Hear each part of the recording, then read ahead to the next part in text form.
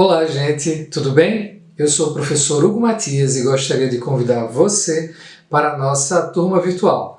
Vamos lá?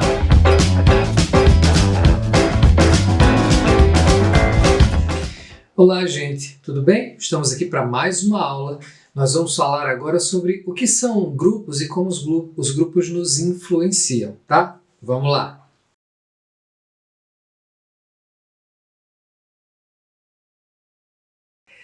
Gente, eu queria lembrar que nós estamos falando aqui sobre o comportamento organizacional e agora na sua dimensão grupal. Para que a gente entenda isso, a gente precisa entender o que são grupos, e grupo não é uma noção fácil de discernir, pelo contrário, pode ser muito confusa. Eu queria mostrar aqui a vocês uma representação gráfica que pode nos ajudar a entender grupos. Então, aqui nós temos três conjuntos. Um conjunto de potenciais grupos em que nós temos pessoas no mesmo lugar e ao mesmo tempo. Um outro conjunto em que nós temos pessoas interagindo e um terceiro conjunto em que nós temos pessoas com características em comum. Dentro dessa representação, em alguns conjuntos interseção, nós temos alguns tipos de grupos. O primeiro grupo é o grupo não social, que pode ser de pessoas no mesmo lugar e ao mesmo tempo e que estejam interagindo. Pode ser de pessoas no mesmo lugar e ao mesmo tempo que têm características comuns, e pode ser pessoas que têm essas três características, no mesmo lugar, ao mesmo tempo, interagindo e com características em comum. Temos os grupos sociais, que podem ser pessoas interagindo no mesmo tempo e no mesmo lugar, que podem ser pessoas interagindo e que tenham características comuns, mas não necessariamente no mesmo lugar e tempo, e pessoas que estão interagindo no mesmo lugar ao mesmo tempo e com características comuns. E temos, por fim, o terceiro tipo, são os grupos psicossociais, que são pessoas que estão no mesmo lugar e ao mesmo tempo e que têm características em comum, ou que estão interagindo, não necessariamente no mesmo lugar e ao mesmo tempo e têm características em comum, e pessoas que estão interagindo no mesmo lugar e tempo com características em comum. Esses três tipos de grupos são interessantes a gente notar porque eles funcionam de maneiras diferentes, produzem efeitos diferentes nas mais diversas situações. Tá? Mas afinal de contas, por que nós buscamos grupos para participar? O que é que eles nos oferecem? Os grupos, gente, é preciso que a gente entenda, eles principalmente nos oferecem referência identitária. Eles compõem aquilo que nós somos. Eles nos oferecem atributos e características pelos quais nós vamos compreender a nós mesmos. E fazendo isso, inclusive, eles acabam contribuindo para a nossa autoimagem, que é composta, dentre outras coisas, por exemplo, pela nossa autoestima, o nosso autorrespeito. Então, de outra maneira, o que os grupos nos oferecem? Por que nós procuramos grupos? Procuramos grupos ou procuramos nos grupos, em primeiro lugar, similaridade.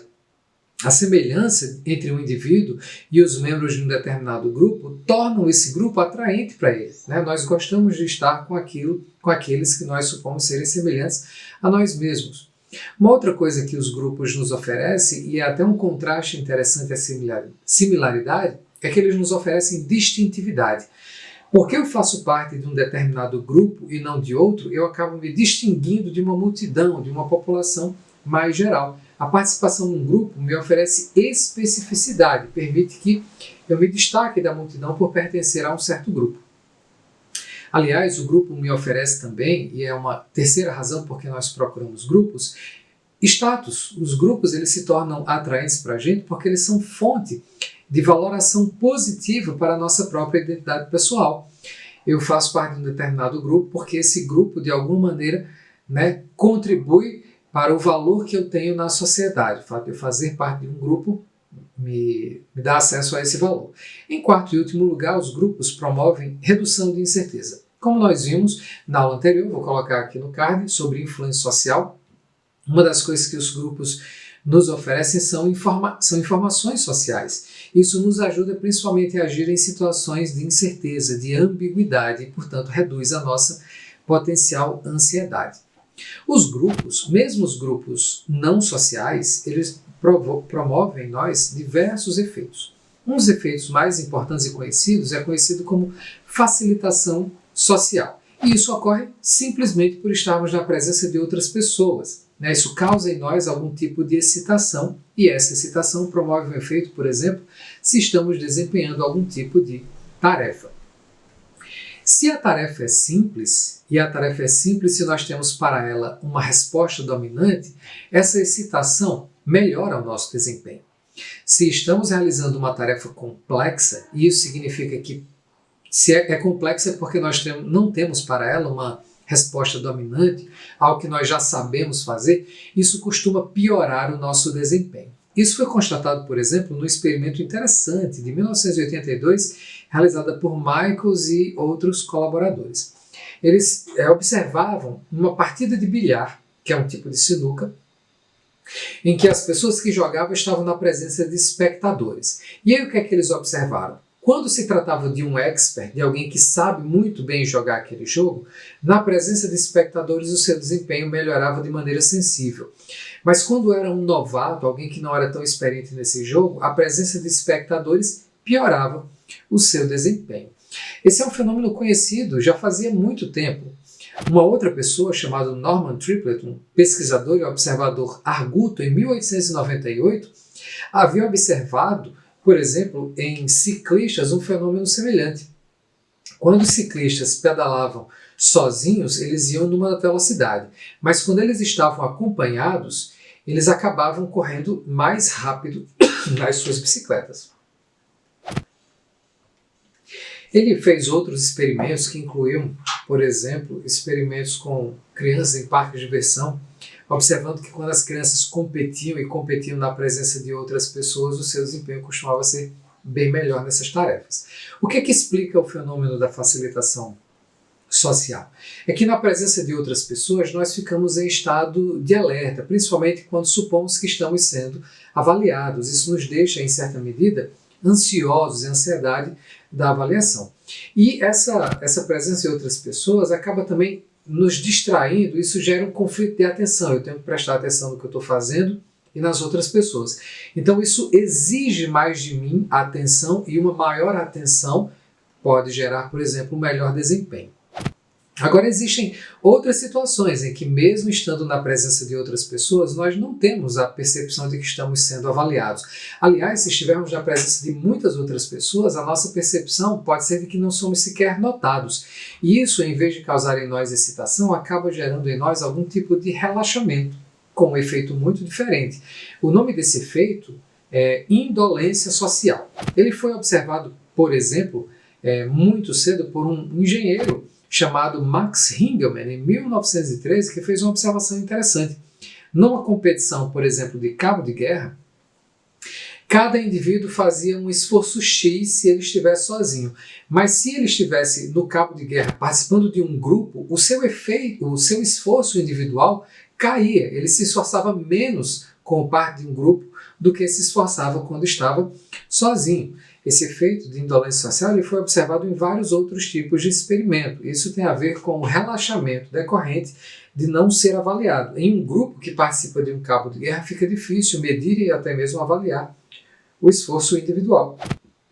E isso conduz a esse comportamento. Reduz o nosso desempenho em tarefas simples, ou seja, para o qual eu tenho uma resposta dominante, ou seja, em algo que eu já sei fazer, algo simples. Mas pode aumentar o nosso desempenho em tarefas complexas. O nosso desempenho melhora justamente porque eu não estou ansioso, e se a tarefa é mais difícil, essa não ansiedade, esse relaxamento favorece o meu desempenho. Então nós temos na presença de outros dois tipos de efeitos, que eu quero resumir aqui de maneira esquemática. Um é a facilitação social, outro é a indolência social. Quanto à facilitação social, eu estou na presença de outros e o meu esforço pode ser avaliado. Isso me faz estar em estado de alerta, ter a apreensão de avaliação e esse conflito de distração. Isso gera em mim algum tipo de excitação. Em tarefa complexa, o meu desempenho piora em relação ao que seria se eu não estivesse na presença de outras pessoas. E em tarefas simples, o meu desempenho melhora em relação ao que seria se eu não estivesse na presença de outras pessoas.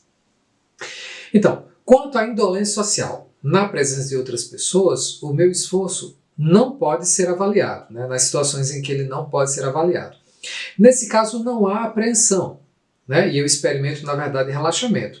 Em tarefas complexas, em vez de piorar, o meu desempenho melhora em relação ao que seria se eu não estivesse na presença de outras pessoas. E em tarefas simples, o meu desempenho piora em relação ao que seria se eu não estivesse na presença de outras pessoas. É claro que isso tem efeitos muito drásticos e muito interessantes sobre o comportamento organizacional, né, sobre o desempenho das pessoas em ambientes de trabalho. Por isso a gente precisa sempre ter em mente que o grupo, né, é sempre algo a ser gerido, assim como o desempenho das pessoas em meio a grupos. Eu espero que vocês tenham entendido, eu espero que tenham achado a aula interessante, e se foi assim, não esqueçam de deixar o like. Gente, valeu, até mais!